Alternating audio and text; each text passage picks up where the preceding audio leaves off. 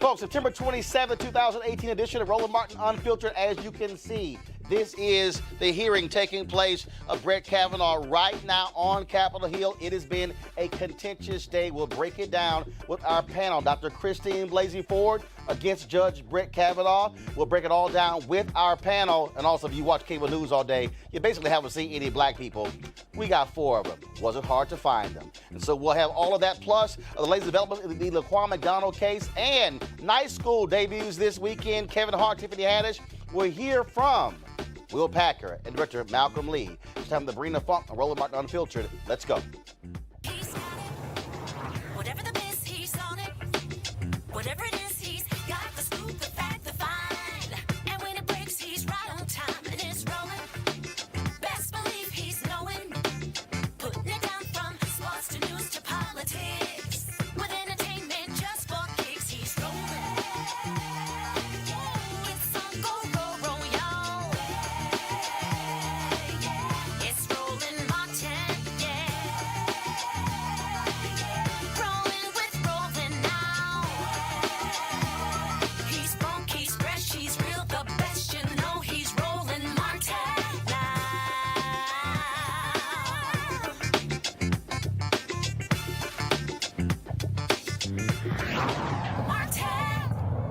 A stunning day on Capitol Hill as Dr. Christine Blasey Ford testified before the Senate Judiciary Committee, of course, in the confirmation hearing of Supreme Court nominee Judge Brett Kavanaugh. He is still on the witness stand as we speak. She testified about her being sexually assaulted by Kavanaugh as a friend looked on when she was 15 years old. Folks have been watching all across the country as TVs and, of course, folks watching on their phones and iPads tune in to this hearing. It is still going on Capitol Hill. Let's go live to that room.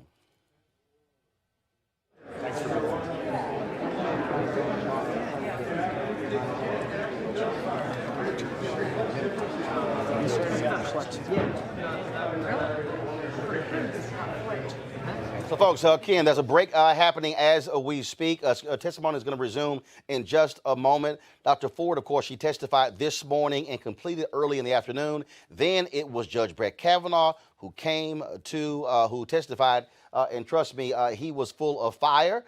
He really attacked Democrats for what they had to say for Christine Blasey Ford. Sometimes nervous, sometimes very composed. A stark contrast between those two as they have testified. Now, Senator Kamala Harris and Senator Cory Booker, because they are younger members of the Senate on the Democratic side, they have not been able to question them yet. More than likely that will take place in the hour that we are on. When they do begin to question Brett Kavanaugh, will actually go to them live. But right now, what I want to do is I want to go to our panel. I want to go to our panel right now, of course, who are here. We have, of course, a great panel assembled. First off, we have Janice Mathis, Executive Director of the National Council of Negro Women, also an attorney. A. Scott Bolden, an attorney, former chair of the D.C. Democratic Party. Kim Klachik, a political commentator and Executive Director of Potential Me, also, of course. She leans right. Dr. Greg Carr, chair of the Department of Afro-American Studies at Howard University. I think it's fair to say Greg leans left. Of course, Scott is also former head of the D.C. Democratic Party, so we know where he stands.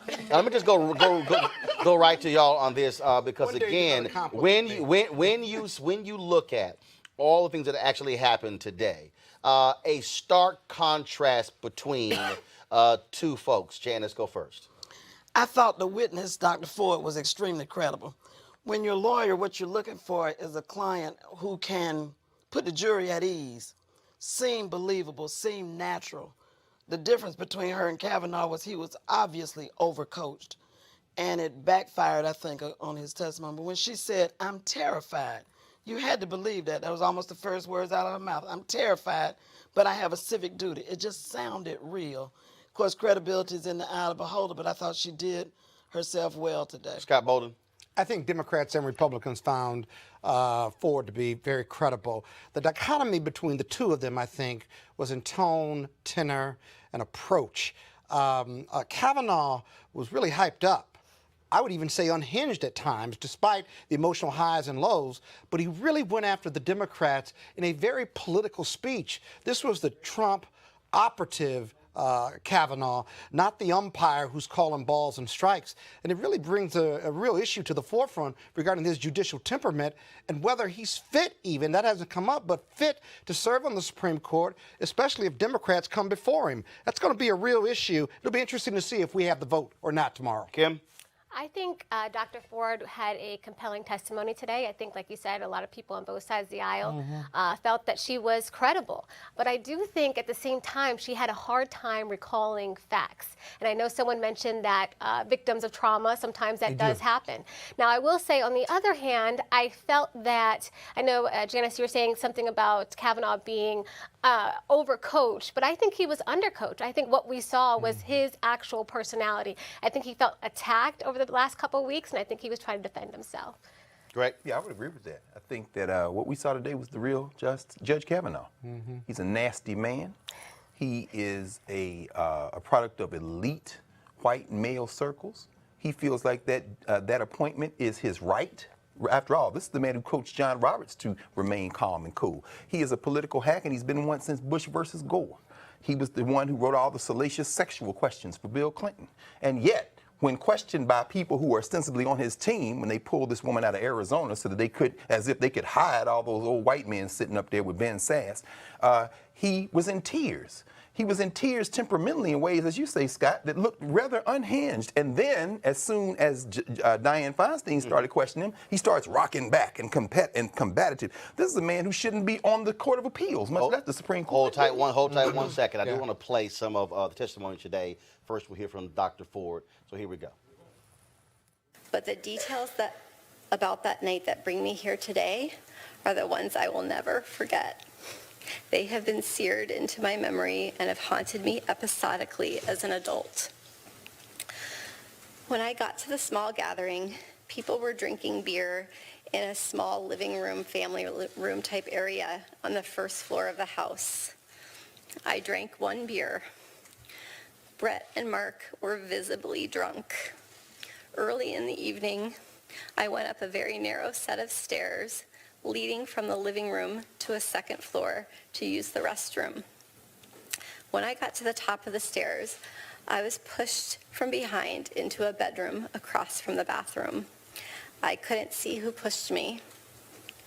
Brett and Mark came into the bedroom and locked the door behind them.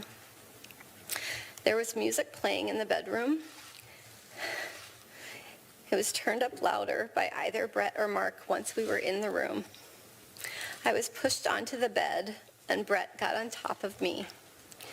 He began running his hands over my body and grinding into me. I yelled, hoping that someone downstairs might hear me, and I tried to get away from him, but his weight was heavy. Brett groped me and tried to take off my clothes. He had a hard time because he was very inebriated and because I was wearing a one-piece bathing suit underneath my clothing. I believed he was going to rape me. I tried to yell for help. When I did, Brett put his hand over my mouth to stop me from yelling. This is what terrified me the most and has had the most lasting impact on my life. It was hard for me to breathe, and I thought that Brett was accidentally going to kill me. Both Brett and Mark were drunkenly laughing during the attack. They seemed to be having a very good time. Mark seemed ambivalent, at times urging Brett on, and at times telling him to stop. A couple of times I made eye contact with Mark and thought he might try to help me, but he did not. During this assault, Mark came over and jumped on the bed twice while Brett was on top of me. And the last time that he did this, we toppled over and Brett was no longer on top of me. I was able to get up and run out of the room. Directly across from the bedroom was a small bathroom.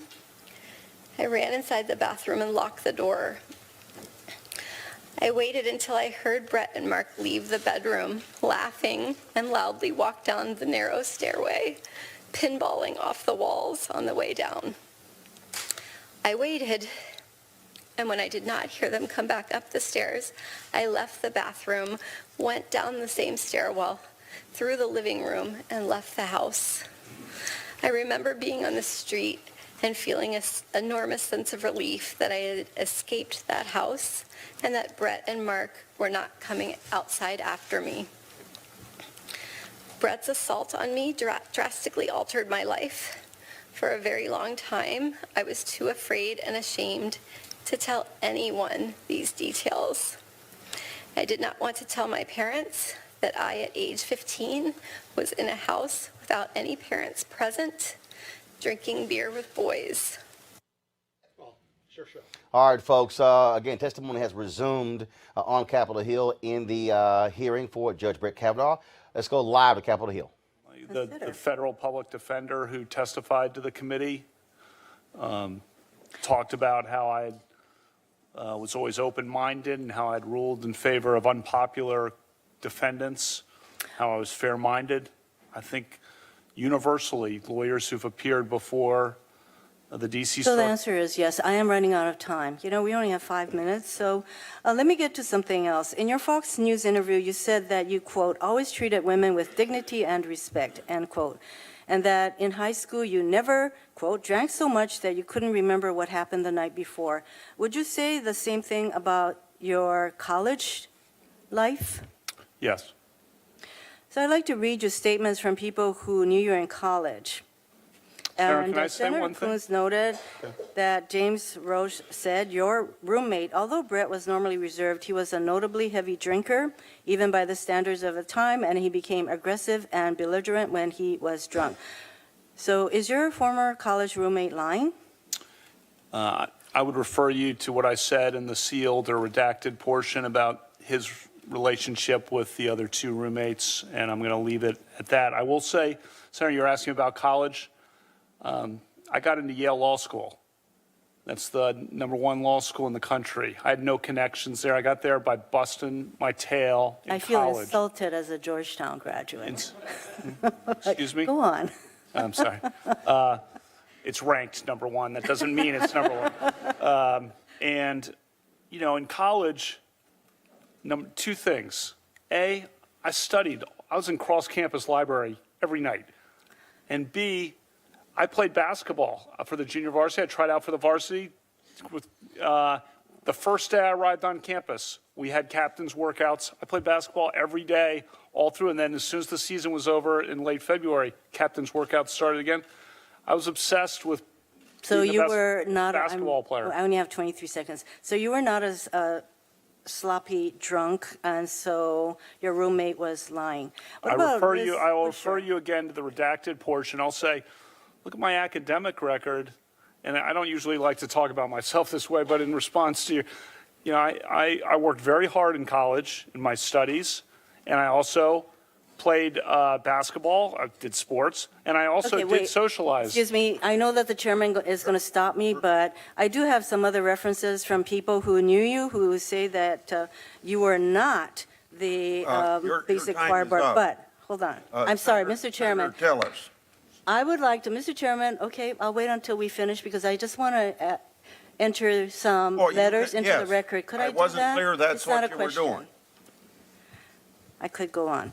But, Mr. Chairman, I'd like to enter into the record 4 letters. One is dated September 18th, 2018, to you from all of the Democrats on this committee. Another is a letter dated September 18th to Christopher Wray, the Director of the FBI, and Don McGahn, Counsel to the President, signed by all the Democrats on this committee.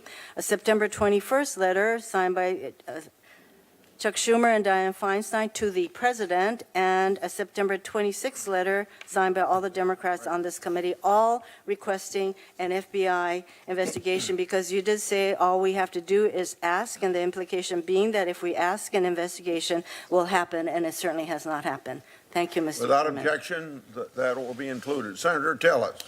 Thank you, Mr. Chairman. Judge Kavanaugh, thank you again for being here, and I apologize for what you're Monitoring going through right now. the I hearing can't as well, imagine it. I've gone waiting through a for Senator campaign, Kamala had a Harris lot and of Senator fears, Cory but it Booker goes. to actually question Brett Kavanaugh as well. Before we cut away to Dr. Ford, Janice, go right ahead. You were about to make a comment. Well, I was just saying that this process, in some sense, the Republicans outfoxed themselves with this 5 minutes on and 5 minutes off. It made the testimony elicited by their prosecutor disjointed and hard to follow. When you're cross-examining somebody, you have to build one question Yes. on top of another, Yes. like a row of bricks, and she never got a chance to do that. So it's very difficult to follow that narrative if you were one of the senators trying to follow it. Kim, it made no or the sense to press. me because the whole point of bringing her there Right. was for her to ask the questions and to say, well, no, well, she's going to ask the question in place of the Republican senators, and they're seeing it looking like bumps in the log. But his was also interesting. Okay, in the afternoon when Kavanaugh comes up, she started. Then they finally went, the hell with her. Okay, we're gonna ask questions. And so now you have these senators who were weasels and wimps. Who? Oh no, we can't question a woman. So let's go find a woman who can question the woman. But when the man's there, oh hell yeah, we gonna question the man. Look, either you let the former prosecutor, question her and Kavanaugh, or you don't wimp out and the Republican senators, you question both. Yeah, it didn't make much sense. But I'll say that I think they had her questioning them, or her questioning Dr. Ford, because they wanted to be respectful. And they thought that possibly a bunch of men kind of not ganging up, but questioning this woman about her sexual assault. She was clearly terrified. You could hear it in her voice. Hold up. There are 11 of. Republicans on the Senate Judiciary Committee. That's their problem. They don't have any women on the side. There are 6 Republican women. There are 6 women who are Republicans in the United States Senate. Let's note that I thought that they should have done the questioning. I never thought that bringing Mitchell in was the right thing to do. To me, that was more insulting. That, oh my God, we got to go out and we got to find a woman, okay, who can question, because we don't want it to look like 11 white guys questioning this woman. Well, guess what? You are a member of the United States Senate. You're on the Senate Judiciary Committee. Scott, that's what you're supposed to do. But they clearly have no problem in talking to the white man. They shouldn't. They certainly don't. If they had broken up the prosecutor's cross-examination on both parts of these in 15 to 20-minute increments, because they all yielded at least 5 minutes, I can't do the calculation, but it would have been much more, not disjointed, but much more joined together. I continue to think that Kavanaugh is probably the most political Supreme Court nominee we've ever heard. I mean, not just his opening statement, but his nastiness, his aggressiveness towards the Democratic senators, including one who he asked right out in open. She was asking about his drinking, and he asked her, did she have a drinking problem? Because he certainly didn't. He would later come back and surprise to Senator Amy Klobuchar. Just incredible exchange. You talked about some of that, as you defined as nastiness. Let's play a clip from earlier. Here's Brett Kavanaugh. Family and my name have been totally and permanently destroyed by vicious and false additional accusations. The 10-day delay has been harmful to me and my family, to the Supreme Court, and to the country. When this allegation first arose, I welcomed any kind of investigation, Senate, FBI, or otherwise. This confirmation process has become a national disgrace. The Constitution gives the Senate an important role in the confirmation process, but you have replaced advice and consent with search and destroy. Since my nomination in July, there's been a frenzy on the left to come up with something, anything, to block my confirmation. A Democratic senator on this committee publicly referred to me as evil. Evil. Think about that word. Given comments like those, is it any surprise that people have been willing to do anything to make any physical threat against my family, to send any violent email to my wife, to make any kind of allegation against me and against my friends, to blow me up and take me down? Folks, now there also were some tears. I thought I was going to all of a sudden hear Smokey Robinson singing Tracks of My Tears. Here's Brett Kavanaugh, very emotional as he testified, but to begin his portion this afternoon. I'm not questioning that Dr. Ford may have been sexually assaulted by some person in some place at some time. But I have never done this to her or to anyone. That's not who I am. It is not who I was. I am innocent of this charge. I intend no ill will to Dr. Ford and her family. The other night, Ashley and my daughter Liza said their prayers, and little Liza, all of 10 years old,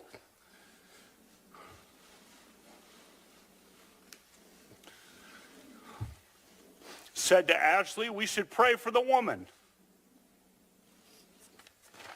It's a lot of wisdom from a 10-year-old. We mean no. All right, folks, right now, Senator Cory Booker is about to question Brett Kavanaugh. Let's go live to Capitol Hill. Orchestrated as a political hit. Are you saying that Dr. Ford's efforts to come forward, to prepare for the very difficult testimony she gave today, to travel to Washington, D.C. and tell us about her experience have all been part of an orchestrated political hit? And are you basically calling her some kind of political operative? I've said my family has no ill will toward Dr. Ford.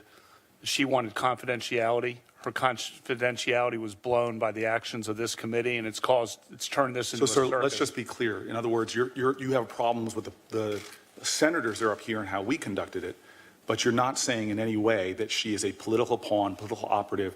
You have sympathy for her. She is talking about a sexual assault. Is that correct? I said all allegations should be taken seriously. You should listen to both sides. My family has no ill will toward her. Thank you, sir. Do you wish that she never came forward?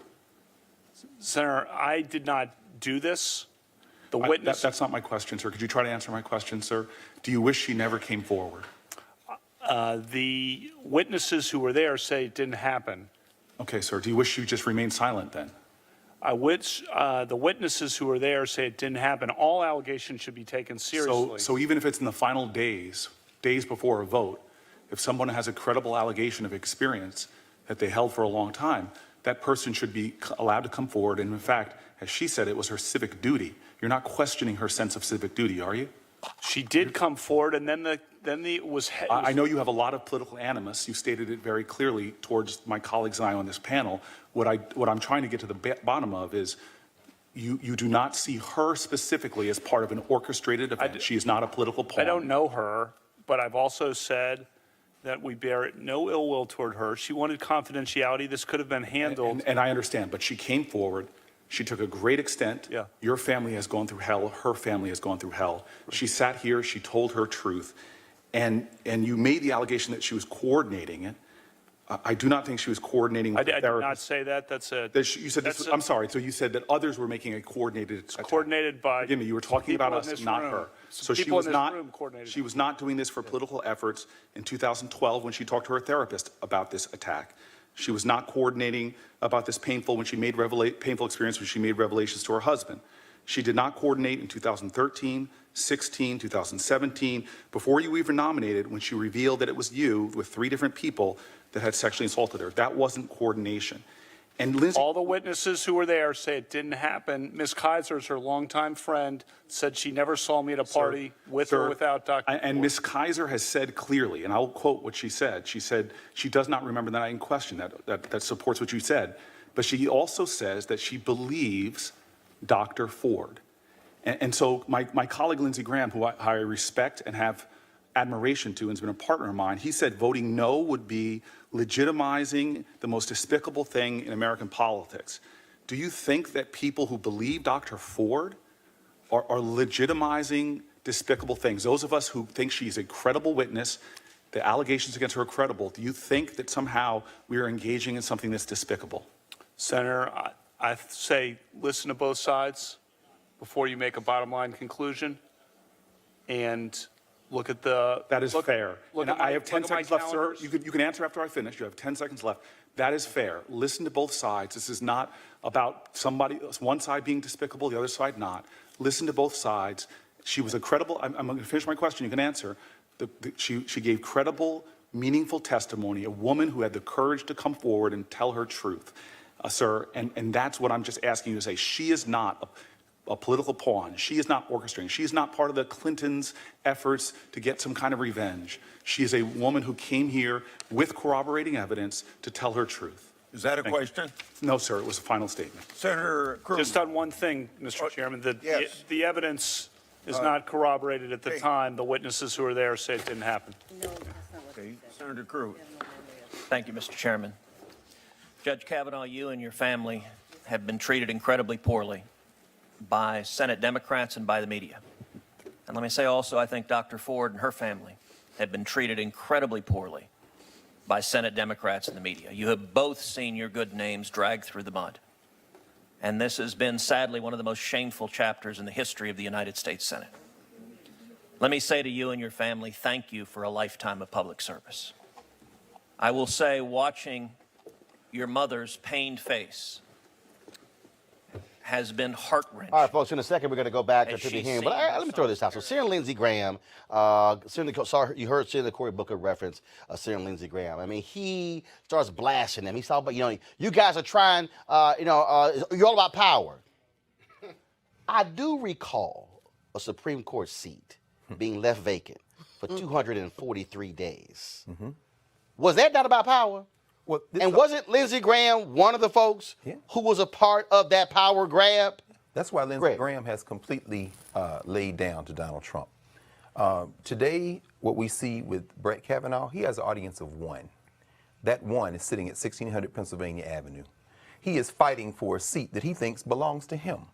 This is the end of a almost 3-decade agenda to get that Supreme Court in their hands. And Lindsey Graham's going to play ball. Remember, the Democrats today, they have a couple of agendas. One is to talk about Dr. Ford, but their agenda all along has been less about the allegations and more about demonstrating that this man is unfit temperamentally and that by character and personality, he should not be on the highest court of the land, which is a privilege, not a right. But that's not how the right wing sees it. The right wing sees this as a right, not a privilege. And this man is fighting to be that one that they put on the court. Here's the issue that I've always maintained, Kim.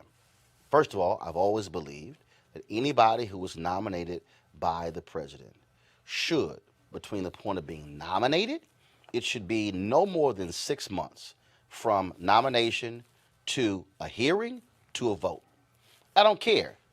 Elections do have consequences. That is and so who wins, that's who gets to appoint federal judges.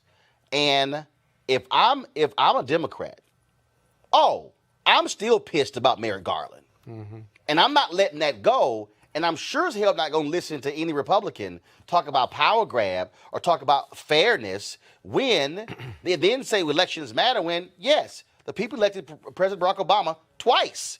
So they clearly said, we entrust you with picking a Supreme Court nominee. That was pure politics. And so what this is payback. Oh, I truly believe it. This is eye for an eye. Everyone's still mad about Garland. And I understand, but that's what this is Hell, about. Republicans still mad about Bork. But at the same time, True. for getting this eye for an eye, we are ruining a man's reputation. We're not saying that this is still he say, she say. This is still his word against her word. And through all this, we are ruining his reputation. We're dragging him through the mud. I just feel like we could have gone about this a better way. Now, the Democrats are hoping what? In 2018, the midterms are November, right? Yes. And they're hoping that there's 40 this days. blue wave. There's this blue wave, and they control the House and the Senate once again. I don't even see that coming. So you know what? I think this is a distraction. I think it's a wanted distraction, and I'm okay with it. Well, guess but what? At the same time, I don't think the Democrats are going to win the Senate or the House Guess come what? November. Janice, hold up, Janice. The Republicans see it coming. That's why they trying to hurry the hell up and get Brett Kavanaugh on the Supreme Court. Because here's the deal. If they didn't think they were going to lose, they would say, do an FBI investigation. Exactly. Take your time. We all good. No, they want him on that. They want that vote Friday or Saturday. They want him on that court before October 4th. That's right. They do not want to play it because you know why? They all want to get out of D.C. to campaign at home for the final month. They do want to get home to campaign. No. They want him on that court, Janice. And this is not any Supreme Court seat. That's right. This is a once-in-a-lifetime shift in the Supreme Court. There have been 4 votes to the left of Kennedy and 4 votes to the right of Kennedy. And this will define what the court is and what the law is, not just on abortion and choice, but on education and affirmative action and transportation, on a whole host of issues. Labor unions. Labor unions, the right to organize. This is not just some vote. This is a court-defining moment. That's right. This is 1896. This is Plessy. Seriously. This You're not is overstating 1954. That's right. This is Brown. That's right. Immigration law. But here's the other thing. In the history of America, there have only been 113 Supreme Court justices. In the history of America. And 107 of them being white men. Okay? You're going to be one of 9 lifetime appointments.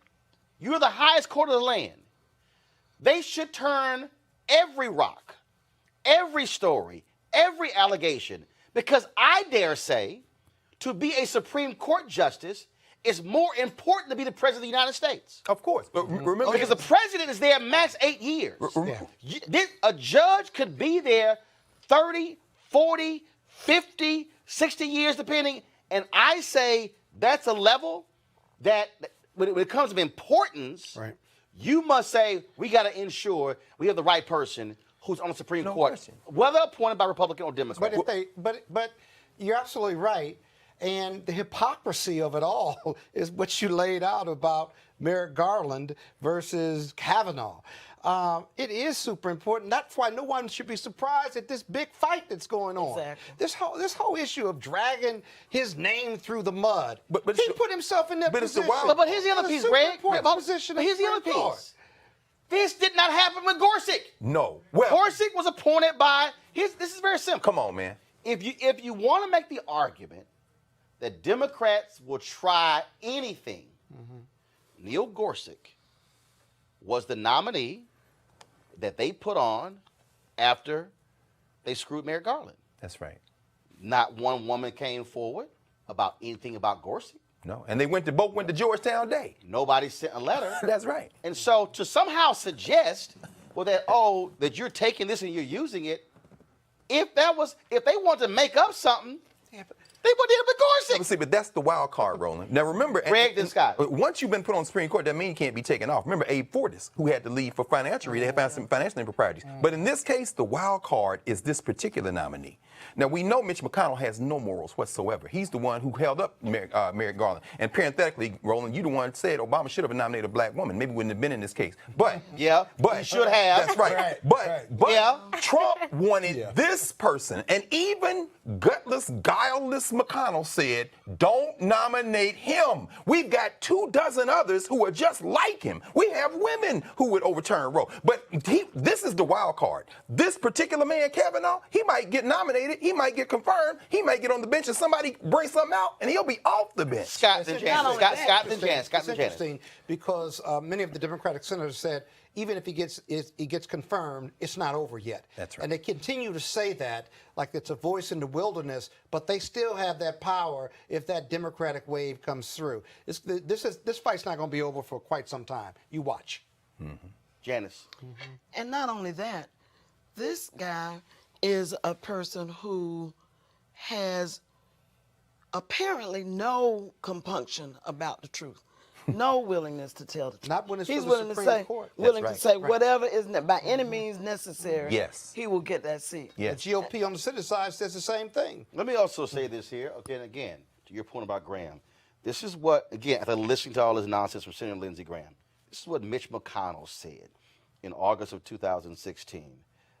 Quote, "One of my proudest moments was when I looked at Barack Obama in the eye and I said, Mr. President, you will not fill this vacancy." I don't want to hear nothing from Lindsey Graham about power. Right. I don't want to hear a damn thing That's right, brother. from him about a power grab. That's Kept it open for a year. That's right. 243 A days. year. And so, again, I go back to my earlier point.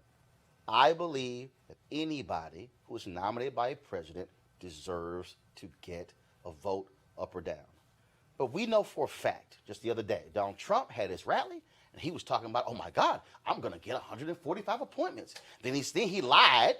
Oh, Barack Obama didn't care about federal judges. Yes, he did, but he simply got held up by Mitch McConnell. There's a reason there were 100 federal judicial vacancies when Trump became president, because the Republicans would not fill them because they knew they were waiting for a Republican president. That's right. They also, that's why I don't want to ever hear anything from Senator Tom Cotton of Arkansas, who was ticked off with the Obama administration, held up the appointment of Cassandra Butts to be the ambassador to the Bahamas. She finds out that she was sick. She dies waiting for her hearing, never got it because they were holding it up. That's what Senator Tom Cotton did to Cassandra Butts, who was a former number 2 in terms of the White House counsel's office under Obama. And so when I listen to any of these folks talk about playing games, I'm like, what did you do for 8 years under Obama? And so now all of a sudden you're shocked that Democrats are using the exact same tactics, which is why I say, and I dare say, if the Democrats could get control of the House, if I'm Chuck Schumer, I'm saying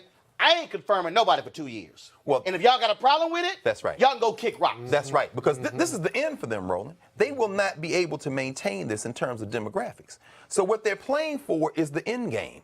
Now, they shouldn't have nominated Kavanaugh, but now that they've nominated him, Mitch McConnell can count. They're going to put him on the Supreme Court. Who should they have nominated instead of They Kavanaugh? could have nominated, they have 2 dozen, the Federalist Society, I mean, they have the list. I'm saying Trump jumped over everybody on the list and put that man on it because he thinks that this man's going to keep him out of jail. Yes, he did. Hold tight 1 second. Hold tight 1 second. Let's go to Senator Kamala Harris right now questioning Brett Kavanaugh. Do whatever the committee wants. They're not admissible in federal court because they're not reliable, as you know. So you've not taken one. Right.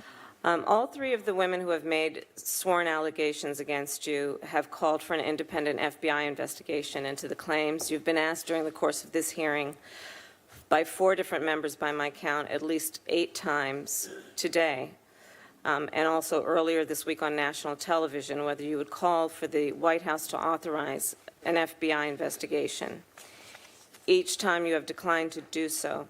Now, you know, I know you do, that the FBI is an agency of men and women who are sworn and trained law enforcement, who in the course of conducting background investigations on nominees for the Supreme Court of the United States and others are charged with conducting those background investigations because they are sworn law enforcement and they have the expertise and the ability and the history of doing that. So I'm going to ask you one last time.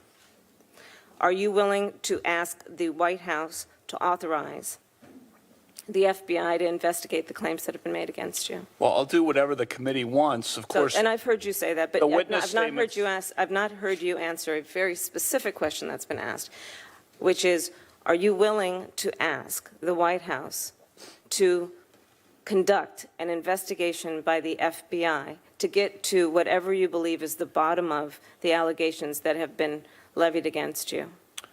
The FBI would gather witness statements. You have Sir, the witness statements. I don't want to debate with you how they do their business. I'm just asking, are you willing to ask the White House to conduct such an investigation? Because as you are aware, the FBI did conduct a background investigation into you before we were aware of these most recent allegations. So are you willing to ask the White House to do that? And say yes or no, and then we can move on. I've had 6 background investigations over 26 years. Sir, as it relates to the recent allegations, are you willing to have them do it? The witness testimony is before you. No witness who was there supports that I was there. Okay, I'm going to take that as a no, and we can move on. You have said in your opening statement, you characterized these allegations as a conspiracy directed against you. I'll point out to you that Justice now, Neil Gorsuch, was nominated by this president. He was considered by this body just last year. I did a rough kind of analysis of similarities. You both attended Georgetown Prep. You both attended very prestigious law schools. You both clerked for Justice Kennedy. You were both circuit judges. You were both nominated to the Supreme Court. You were both questioned about your record. The only difference is that you have been accused of sexual assault. How do you reconcile your statement about a conspiracy against you with the treatment of someone who was before this body not very long ago? I explained that in my opening statement, Senator. Look at the evidence here, the calendars, look at the witness statements, look at Ms. Kaiser's statement. Okay. And then, do you agree that it is possible for men to both be friends with some women and treat other women badly? Of course, but the point I've been emphasizing, and that is if you go back to age 14 for me, you will find people, and not just people, lots of people who I've been friends with, some of whom are in this room today, starting at age 14, women, and who talked about my friendships with them through my whole life, and it's a consistent pattern all the way through. 65 women who knew me more than 35 years ago signed a letter to support me after the allegation was made because they know me and they were with me and we grew up together. We talked on the phone together and we went to events together. That is who I am. What they've said, what the people who worked with me in the Bush White House the women there. Look at what Sarah Day said in centralmaine.com. Look at what the law clerks. I have sent more women law clerks to the Supreme Court than any other federal judge in the country. I only have a few seconds left, and I'll just ask you a direct question. Did you watch Dr. Ford's testimony? I did not. I plan Thank you. to. I plan Thank to. you. I plan to, but I did not. I was preparing mine. Our last 5 minutes will be Senator Flake, 1 minute, and Senator Kennedy, 4 minutes. Thank you, Mr. Chairman. When Dr. Ford came forward with her account, I immediately said that she should be heard and asked the chairman to delay the vote that we had scheduled. And the chairman did, and I appreciate that. And she came at great difficulty for her and offered compelling testimony. You have come and done the same. I am sorry for what's happened to you and your family, as I'm sorry for what has happened to hers. And this is not a good process, but it's all we've got. And I would just urge my colleagues to recognize that in the end, we are 21 very imperfect senators trying to do our best to provide advice and consent. And in the end, there is likely to be as much doubt as certainty going out of this room today. And that as we make decisions going forward, I hope that people will recognize that. And in the rhetoric that we use and the language that we use going forward. I'm tired of seeing the Jeff Flake. He gives more speeches and says not a damn thing. Jazz Mathers, I know you have, I just drive me crazy. Jazz Mathers, I know you have to go. Your final comment. I think it's important for us to realize that in the search for justice, you got to search for the truth. And these guys have set up some artificial barriers to getting to the truth by saying we're not going to investigate. We're going to close our minds, close our eyes, close our files, and not get to the bottom of what really happened. You can't find justice that way. It's disappointing. All right, Janice, I appreciate that. Kim, I want to go to you while Janice leaves. Kim, first of all, I made the point before they even got to it that Gorsuch did not go through this, and so clearly, clearly, what you have here is folks paying attention, and that's the case. Neil Gorsuch did not go through this. He could have gone through this, but he didn't. These are two different Republican-nominated Supreme Court justices. No, I don't disagree with that, but I do want to just call out really quickly because Senator Flake was just commenting and saying that he's sad that it's ruined his family and Dr. Ford has been dragged through this, and he said, but I'm sorry, this is all we got. This is the process. That is not true. This letter came out back in July when it could have been added to the FBI investigation or to the background of Judge Kavanaugh to begin with. So this isn't all you got.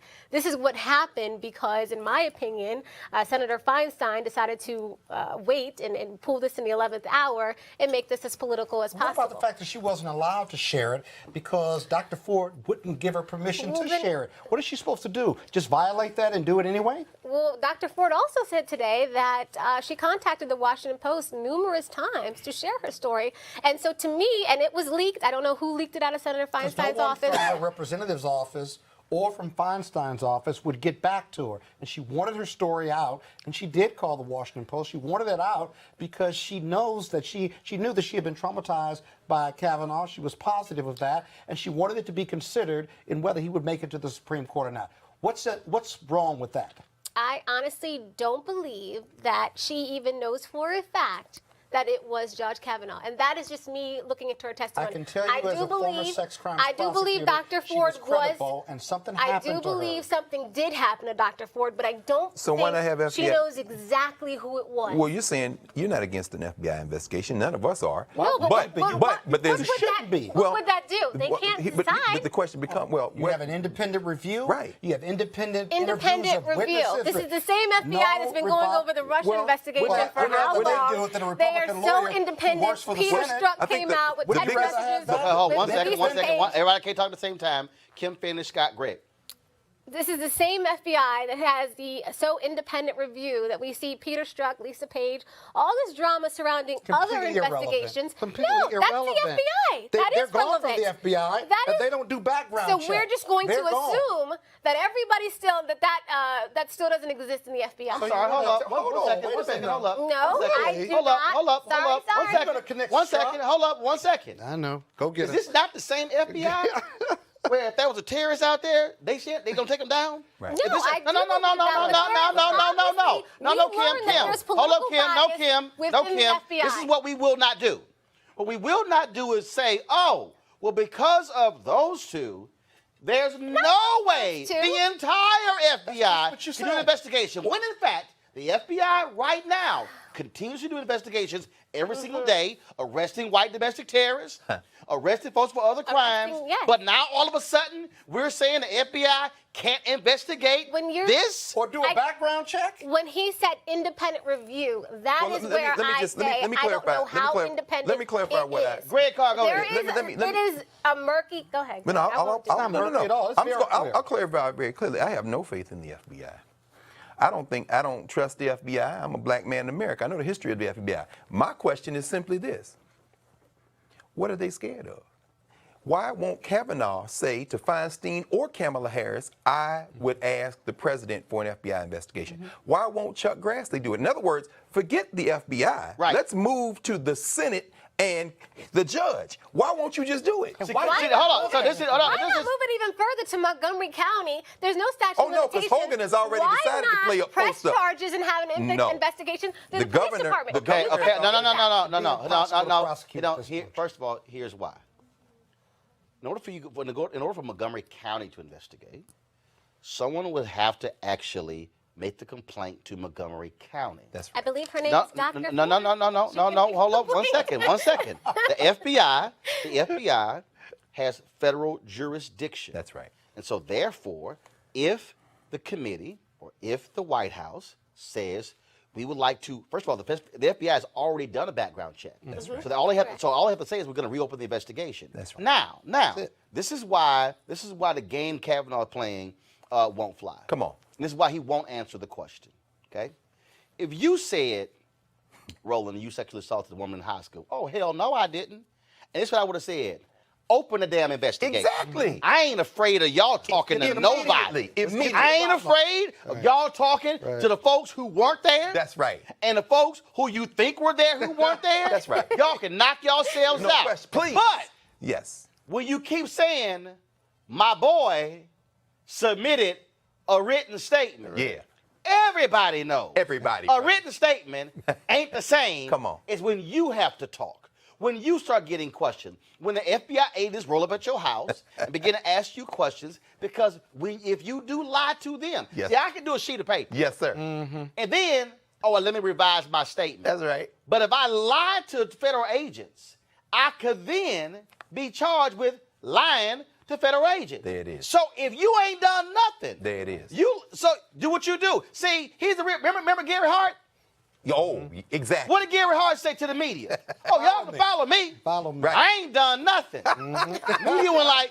Media said, cool. Cool. They followed his ass. Hey, what happened? What happened? Yes, sir. Got that Monkey woman on that business boat in his lap. Monkey, see, if you ain't done nothing, you ain't got a problem That's right. with somebody That's checking right. you out. Look, I totally understand that, and I just want to Yeah. say real quick, but if you don't have faith with the FBI, then maybe you're not so willing to go and why have did them they use investigate. No. But I do I say, was but I only- do say, I was right, only- but, I'm sorry, okay, and then I have to question that real quick. If they did a thorough background check, why didn't any of this come up? why? They didn't know about the women. Okay, stop. know about 'em. Kim, this ain't that damn hard. No. First of all, when you say a thorough background check, we've had other examples of thorough background checks that don't uncover everything, because if I don't know Exactly. something happened at a party and she didn't tell anybody, that's how you don't know. That's right. So now all of a sudden, so she then says these things happen. And also the little game he's playing with, well, the FBI doesn't come to conclusions. The point is not the FBI coming to conclusion. Right. The point is this here. If you say do an investigation, if you say on September 27th, Roland did this to me at his show, and I go, I ain't do nothing. So y'all can come talk to Scott and Greg. Y'all can talk to Vicky. Y'all talk to Maya and Henry and Jake. Y'all can talk to everybody. Lil Keisha. 'Cause if I got a key, y'all can talk to everybody in the room. No question. But if I then go, well, no, what you don't, that report not going to reveal anything. Right. It's not going to show anything. Right. I'm saying, go talk to everybody. Right. I'm good. Right. Hold on, if I portrayed myself as a choir boy, Right.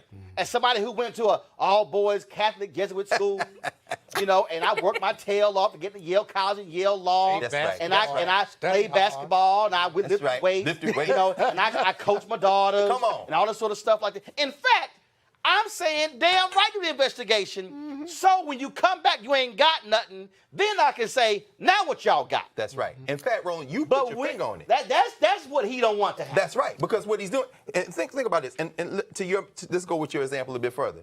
I then write a letter and say, Roland ain't touched nobody, but I'm not going to testify. So, Or I'm going to be anonymous about it. Yeah, I want to be anonymous about it. And I'm going to hide the hell out. And I'm going to hide, right. Okay, well, hold on. Here's my letter. Well, don't your ass call me. Don't you call me. Let's add some more to it. Let's add some more to it. You get the choir from your church, 40 women in the church and the mother's board to sign saying you're a fine man, and then you want to refer to it at the hearing, but you don't want an investigation. Come on. Well, can I ask a question? Can I ask a question? Scott, go ahead. Scott, All right, All of these testimonies and these letters of support, Yeah. there are only 3 witnesses in this whole issue, this whole circumstance. 3. Only 2 of them at the hearing, and the third one they won't subpoena, and they won't open up an investigation by the FBI again. You're not going to get the truth unless you do that. And the media talked to him, and they said, no, I recall that. Which is easy when I get questioned by the media. Exactly. But when my ass got to get questioned By the FBI. by the FBI, If you lie, hold on. If you lie or mislead, you can be criminally prosecuted That's right. by Now, I the trust Fed. them on that. Lie So, they're or gonna be the mislead. police. so Right.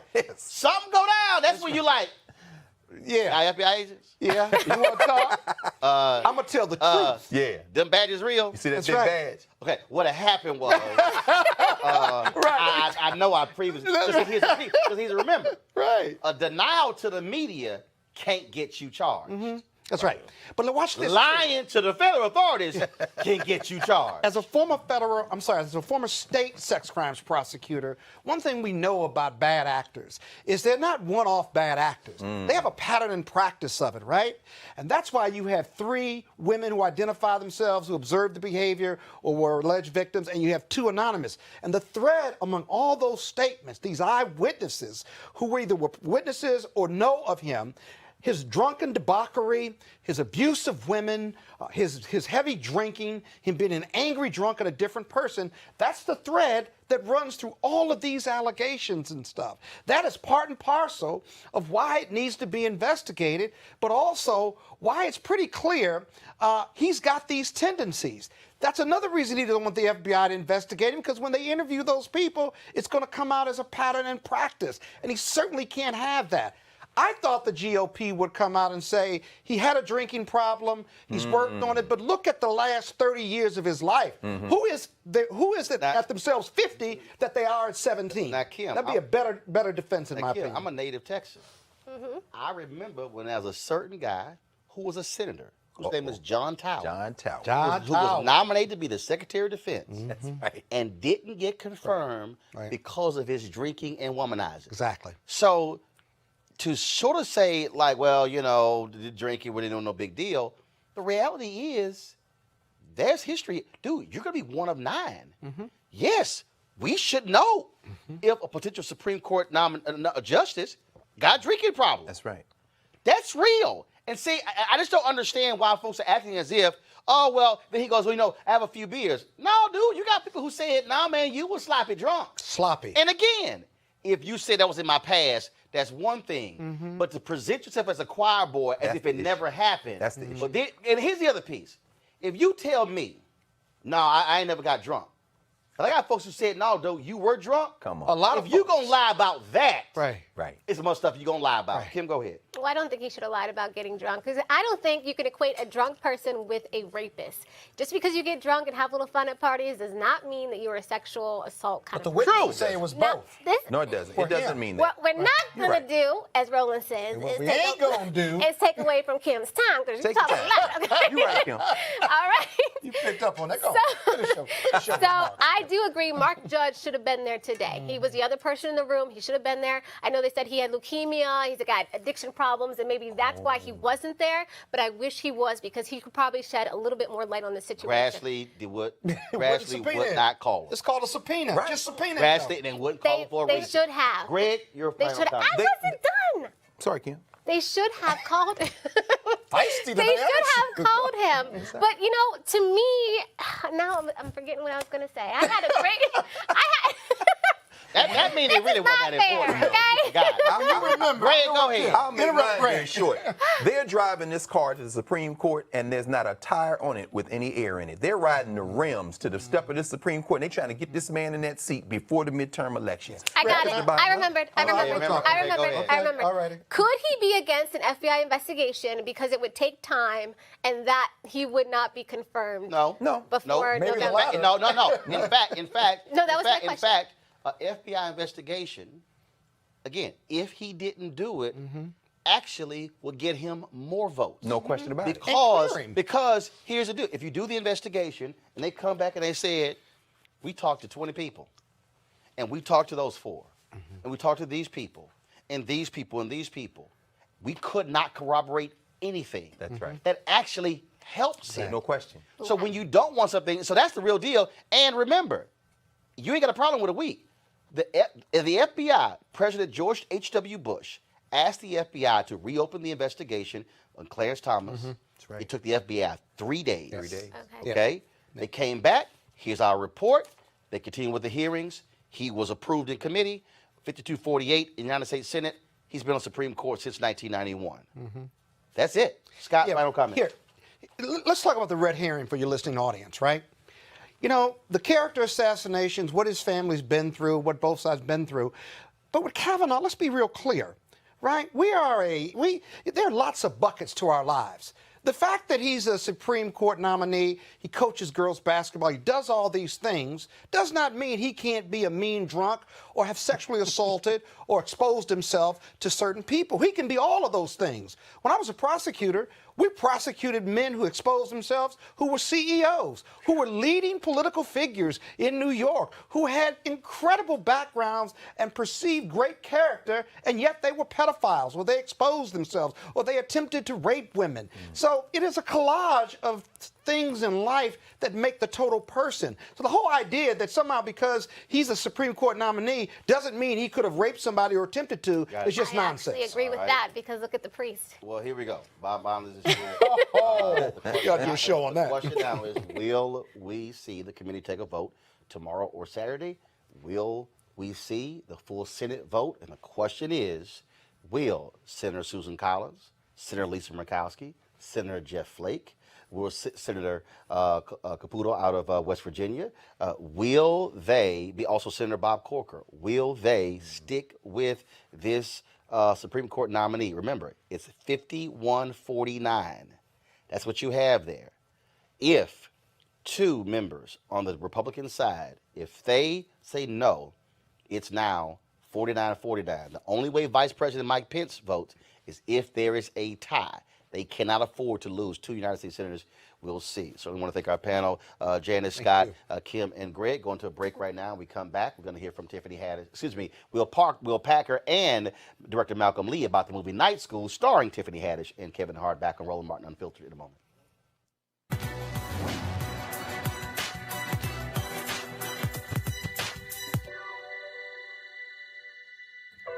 We all have ability. The difference is how we use it. Singer Stevie Wonder.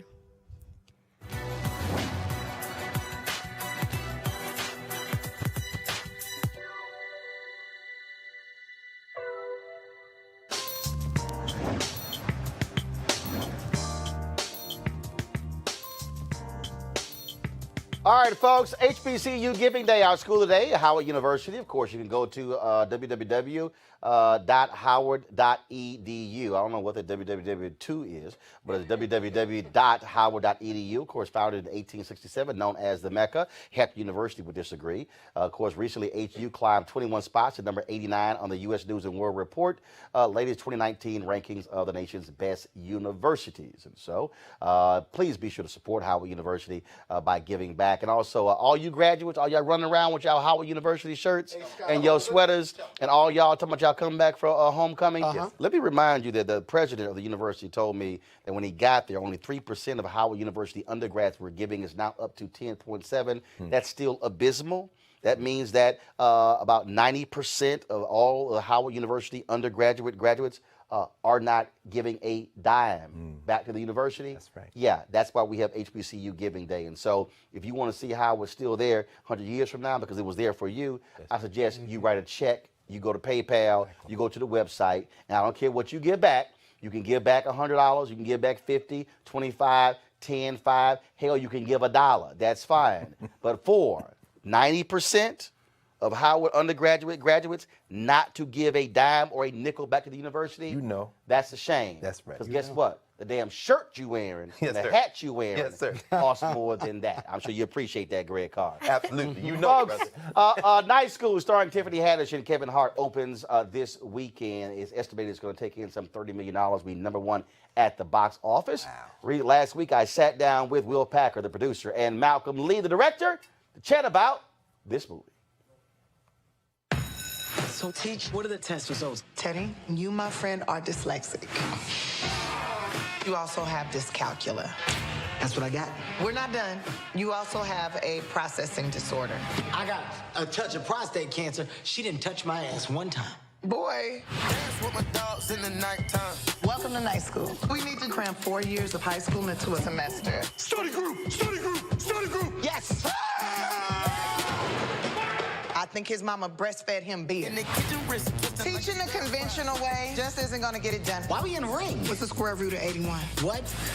What's the square root of 81? I don't know what you're talking about. Square root. What is it? This woman is a brick wall. You either pass the midterm or you're out of my class. We're gonna have to steal the test. You wanna explain to me how you got a perfect score? I know I didn't get a perfect score because I missed a few on purpose. Snitches are bitches. What? I'm going to work. Come and get your chicken from the Lord. Teddy, this suit you got on is dumb as hell. I am where I'm supposed to be. At a fast food joint next to a strip club. If I stand in the right spot, I can smell cocoa butter and fried chicken at the same time. Take this suit off. You gonna take this test. You trying to get your GED? Yes. You can get out my way, bitch.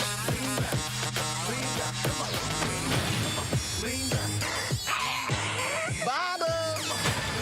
You ready to get started? I'm not playing with you. What's the capital of Belgium? Waffles? What? That is not the answer. Get back here. You starting to force my hand. Water is comprised of Rain. focus. It's a gas. 2-part hydrogen, 1-part oxygen. You got it right, Teddy. What does that smell? Now that's a gas. Oh, you bust ass in my face? It's in my mouth. You got my lips all chapped. What's up, baby? What's going on, gentlemen? You got it. Come on, bro. You two back at it. We back at it, man. We haven't missed yet, bro. We haven't missed. We are batting 1,000. Yeah, yes, we are. Now, we probably should have quit while we were ahead, and then we could have rolled that out. But, you know, we... Gotta take the shot. Took another crack at it. What, for somebody out there who's trying to partner with some people, trying to do stuff, what is the key to a successful partnership? I would say respect. You know, I respect what this man brings to the table, which is like big marketable films. He's got his the finger on the pulse of what people want, and you know, that's what I would say. Like he just and for me, trying to like do my artistic thing or try to like tell stories that matter or whatever. I need somebody like that to get me where I want to go. A, and then B, he lets me do my thing, and he's very supportive in that way. Very much a rah-rah guy, and yeah, I would say it's respect and support. It's symbiotic, you know. I cannot do what Malcolm does. What he does, his skill set is so he's so good at it and so entrenched in it, and I have again such a respect for it. And what I do, he lets me do. He understands that I have a track record in those areas he said. So it's symbiotic because we don't do the same things and we don't have the same skill set. That's one of the ways it works really well. Yeah, and that being said, I mean, like this guy is like not only is he a great partner. I mean, great, what he does with the marketing of all and come up with the big ideas, but he's like, okay, you know what? Why don't we try this thing on this tape? And a lot of times it works, you know. And so I like that zip line, Malcolm, that you didn't want to do in Girls Trip. Remember, I had to talk you into it. I wasn't thinking you about didn't want to do it, which is very memorable. Yes, thank you, Roland. No, it is. I had to talk him into directing this movie too. He was tired. He had just come off a Girls Trip. He wanted a little break. Understandable. True story. I said, come on, Mal. Come on, brother. So how long was it between Girls Trip ending and this? Girls Trip hadn't even come out yet. There was no gap. So like, what would you like a week off? What? No. I mean, I think I edited. Was done with the edit. Maybe a couple of weeks later. You know, he was telling me that he was going to give me the script. Right. Give me the script. It's coming. I'm like, all right. You know, I'll check it out. So you know, I got it. and I was like, I don't know. And then what put him over the top? Where he fine, okay, I'll do it. His wife. So you went that route. He told. You hit to him, but then you also hit the wife as well. See, that's what I'm saying. There was a check involved that a man of Malcolm Lee's standing deserves. So basically, you said, "Look at here." So anytime you're black, you go, "Look at here." Look at here. He said, "Are you sure you gonna turn this down, brother?" And then she went, "Look at here." That's exactly what happened. And when Mama says, "Look at here," we all listen. Exactly what happened. Right. That's how you do it. That's how you do it. Know. Very shrewd. If both of you just could speak on the pairing of these two individuals and what they brought to this movie. Well, first of all, they're the two hottest comics in the world right now. Period. Comedy gold. Not black, not American, just in the world. In the world. Two biggest stars. Yeah, and like they have amazing chemistry. You know, they've been friends for a very long time. They want each other to win. You know, like Kevin's been doing this a long time, and he's been a very good actor, technical, extremely funny, knows how to like land a joke. And he was there and making sure that Tiffany was going to win in every scene. Yeah. Well, I agree. No, I think that they don't mind the other person getting the spotlight. Sometimes when you have stars, and especially comedians, everybody's trying to out-funny the other person. Everybody's trying to grab the spotlight. The thing that makes them work very well, and this won't be the last time you see Tiffany and Kevin in a movie together, I guarantee you, is that they both they go hard now. Yeah, they are definitely, they're competitive and they want to be really great, but they allow the other person to shine when it's their time. That's the good thing about it. All right, well, gentlemen, looking forward to it. Always good seeing you. Good to see you, Ron. All right, thank you, my brother. Appreciate it. Roland Martin. All right, y'all. Be sure to catch Night School, directed by Malcolm Lee, produced by my frat Will Packer, Alpha Man, Scott Bowles. Because you damn sure see no Kappas. We dropped him from the Kappa line. And yes, of course, just letting y'all know, Greg Carr is also an Alpha Man. Just so you know. That's right. So Night School starring Tiffany Haddish, Kevin Hart. Tomorrow. Look at him, Tomorrow. I know you wish you could. I got it. You wish you could. You wish you could. So again, tomorrow we'll talk with Tiffany Haddish and Kevin Hart. And I asked them what was it like, how they too played off each other and made each other better. Folks, don't forget, Roland Martin Unfiltered airs every single day, 6 p.m. Eastern, right here on Facebook, YouTube, and Periscope. You can also catch, of course, on VOD. So as soon as the show's over, you can watch us immediately. And you can download the podcast on Google Play or on iTunes as well. Also, I want you to support our Bring the Funk fan club. Scott, have you given?